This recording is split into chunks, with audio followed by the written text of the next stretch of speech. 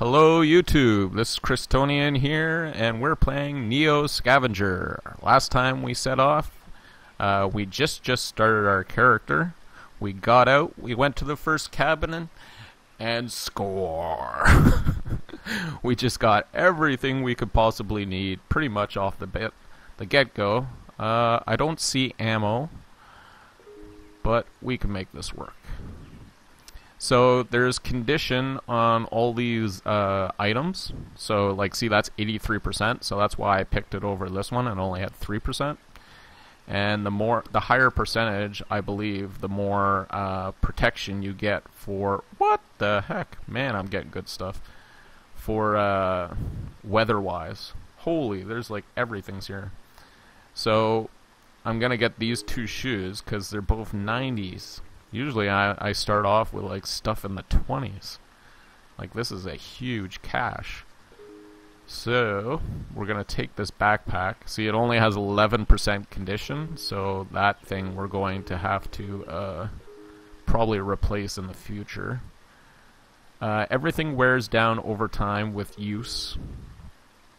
I'm also gonna take these water. You can drink the water right out of the thing, but I prefer to store it in the bottles and use it when we really need it. So I'm going to put the rifle in hand, put the scope over there. This is a rifle shoulder swing or sling, and this will allow you to put your rifle on your back. I still need some twine or screws though to do anything. So these are the newspapers. This is where we can actually learn about what's happening in the world. This one is not very useful. It says corn cola made with real corn syrup. Oh yeah. Not interested. So I took that out just so I could put it into my bag. There's a lighter here, I think. This little yellow thing. 84%. Man. We're getting a good steal here. So this is a canary yellow pocket cigarette lighter. And over here we have Flynn's Fancy Saltine Crackers. I like my crackers. Cracker? Sorry for that.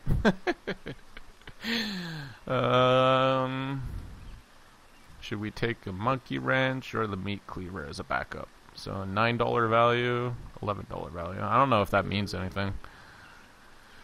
I don't know to tell like what is the best weapon, you know?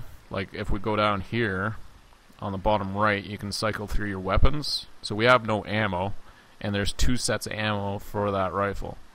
But I'm going to use my rifle butt as my weapon. And we're going to take these French-made Blinkies. Snack cakes. So it's like Twinkies, you know? So...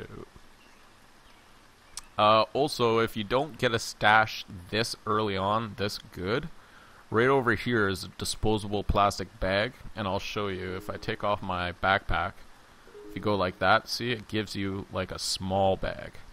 So it's a good way to start storing stuff. Over here is a soup can. Sometimes they can be full of soup, and you get to eat them. Or you can fill them up with water. They can actually be a water container or an object container, supposedly. And this metal pan you can boil water in, but I've never really done it. Also, to show some crafting off, right away, we're going to bring it down here. This is your craft area.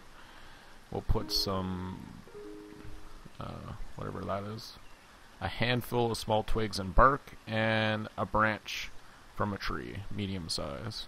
Now you put your lighter down there, and bingo, we got ourselves a campfire. So you put the campfire on the ground, and when you're really cold, it'll warm you up. But you have to sit by the fire, and then there's a chance someone might come and kick your butt. So, okay, let's see if we can readjust this. No, I'm not going to really save that much space on inventory. And we're on the road again. So this guy is a looter. He's uninjured, and his current weapon is punch. Now we can fight them, but I prefer not to, and of course I'm out of churns, so he might try to attack me anyways. Barely scratched. You have a flesh wound, and he's uninjured. So he seemed to attack me, even know that I do have a better weapon than him. Sometimes they run away, sometimes they don't. A locked shed. So we're not going to get anything out of this. So you can not waste your time on it if you don't want to. We want a crowbar. Ah, butthead. And when there's a guy right there, you can't scavenge. So you have to like run away. Or at least get some distance before... And see, I'm already up to 6 moves, which is huge. Usually don't start off with that. I'm going to go in here. So, as you approach the town, there is no sign of activity. Buildings stand in ruin. Vehicles are overturned, blackened with fire. Explosion marks radiate outward from walls and pavement. Outward? That's a little weird. In the distance, strange-looking creatures circle in the sky. More monstrous and leathery vultures. They look like... Okay. The world has drastically changed from what you knew. Some sort of cataclysm has befallen Earth. Return mankind to the Dark Ages. And along with it, your hopes of finding a warm meal and some answers. You decide to look around and scavenge what you confirm from the ruins. Again, once we get through this, I'll skip it through, like if this character dies. So you won't have to listen every single time. Hex have been scavenged while standing in such hex. You press scavenge. We've already done that. When traveling in the world of Neo Scavenger, you will notice hexes and boxes. Boxes identify blah blah blah. So boxes mean there's items, while a magnifying glass means you can scavenge.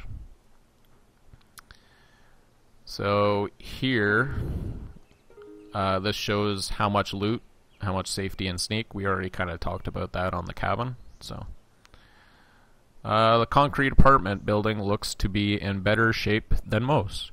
Sure, the windows are all but gone, and a giant fissure runs along one wall, but this place looks as if it could still provide suitable shelter for someone. Perhaps that's what makes you feel so nervous about approaching it. Dun dun dun. Yay, we didn't attract anybody. And booyah again. What the heck? Having good luck. Like I said, I've played this for hours, and sometimes you get nothing off the start. So it's a good let's play right off the get-go, or indie showcase. Okay, 71% for jeans. Let's take them. 13% for jacket. Ignore. And I think that undershirt's like really good. Yeah, 82%. Now, I don't think we're going to have any shoes that'll come in contest. Oh, 97%.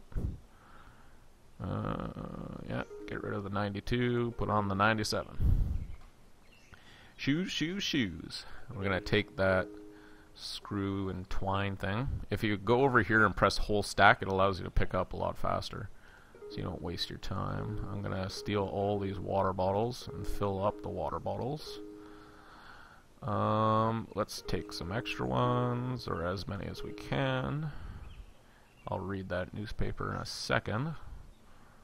5% and 46% on the lighters. We have some saltine crackers again, and a packet of Flynn's Fancy Style Ketchup. Yes, sir. A bottle of antibiotics, but it's empty, so we're not interested in that. Let's look at this tool. Ooh, 93%. It's probably not likely. Yeah, look at mine, 3%. So we'll keep that. Yeah, we'll go right to crafting, so you guys get to see it again. So put our gun down here, our scope down here, some nuts and bolts or whatever, and our multi-tool. So what it says, stuff you get back, is a Cathsort North Buckmaster 308 scoped hunting rifle with scope. So, and it's at 100% now versus 43%. And then we get our multi-tool back at 92.3. So it went down about 1% use. So now we have the rifle. Put the rifle into place.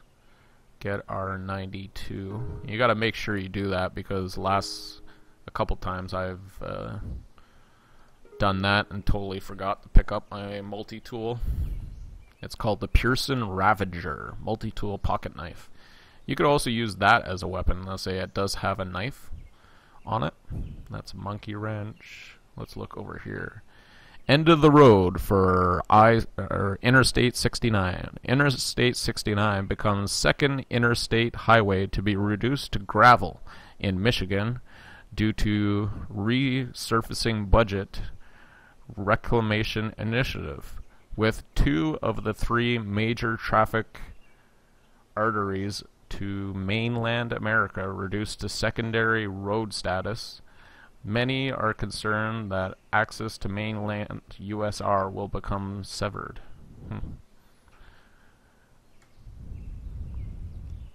And the funny thing is, that's actually happening in northern Michigan right now. Not Interstate 69, but actually roads to like small towns. Because I live in Sault Ste. Marie, Canada, but I'm right up against northern Michigan. And they're changing highways that go to like 1,000 or 5,000 people. That used to be pavement for the longest time is actually getting changed to gravel. So it's kind of funny and creepy at the same time that this is actually happening. Another thing is we could put a backpack in the second hand later on. And we can carry 2 things worth of stuff. So if we're lucky enough, maybe we will do that. I don't know. I'm debating. So we have some rain sounds. I hope it sounds okay and not overpowering. Some birds chirping in the background. Like I said, I really enjoy it, and it's randomly generated every time. I probably never even said that until now. So it's always interesting. Also, when you walk through a forest, that's 2 squares, and going up onto a hill is 2 squares. But once you go onto a hill, you get to see a lot farther. So what I try to do, see how I'm down to 1 move? I'll jump up onto a hill. So instead of taking 2 moves, now it only takes 1. So we did get scratched a little while ago, but we'll keep going. Also, we'll show you some of the stuff down here. So this is the map, and that's where we are right now. Conditions, this tells you all about yourself, about your skills, what it allows you to do. Right now I'm barely scratched, so I received a flesh wound somewhere along the way. If we go to the mini-map, this is how big the mini-map is. It's kind of huge. There's our items. We can get a vehicle. I haven't really seen any vehicles, just like Plump Helmet, but I did find a push cart or a shopping cart, you know? So I was like real ghetto, like the bum of Neo Scavenger, but it like opened up tons of room for me to carry stuff, so I don't care. I am the mobile homeless guy with a shotgun. And sometimes it's totally rare, like you never get a gun. Like I said, we have a good game going here. So this is a abandoned mobile home. Looking around, there appear to be a few areas worth checking out. Like other suburban homes, mobile homes were the front line in the war between fleeing urban populations and supernatural hordes from the wild.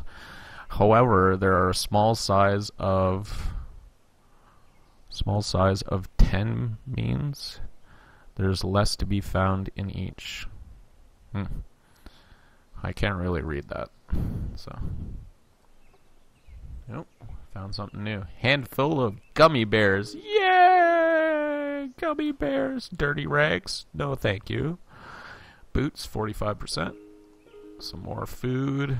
We'll take the blinky thing. Oh, look at that. Hoodie, 99%. My God, I've had good luck on this one. It's usually never this good. So if you guys start a game and you can't even come close to that, then you know what's happening. This is the Swedish death. Reports of mass extinction events are on the rise as thousands of birds and other animals are found dead around the world. The The Folklings. Oh, okay, so it's somewhere in Sweden. The Folkling Cuping, I don't know, incident in Sweden represents the latest event. We have received information from local residents last night that the birds just started falling suddenly, with no apparent causes. There is growing concern around the world that these clustered deaths are related, with some religious groups claiming this establishes a timeline for Judgment Day. Okay, so this is Christonian here. We're trying to piece our storyline together here. We're in Neo Scavenger. Oh, there's a cabin over there. We kind of woke up from cryostasis. It seems like a lot of time has gone by because all the grass grew in right over the pavement, and that takes like 50 or 100 years. I don't know. There seems to be like wild dogmen and stuff like that. We're slowly piecing it together with the newspaper. There's not much more. So we're going to call it an end here. This is Christonian playing Neo Scavenger. And this is an indie showcase that will probably evolve into a Let's Play, and a Let's Play over time as we follow this game and how it develops. I'm really liking it. Feel free to comment and advice. I'm always looking up for new recipes for Neo Scavenger. So this is Christonian here. Thanks for your comments, your advice, and thanks for viewing my videos and subscribing. Bye, guys.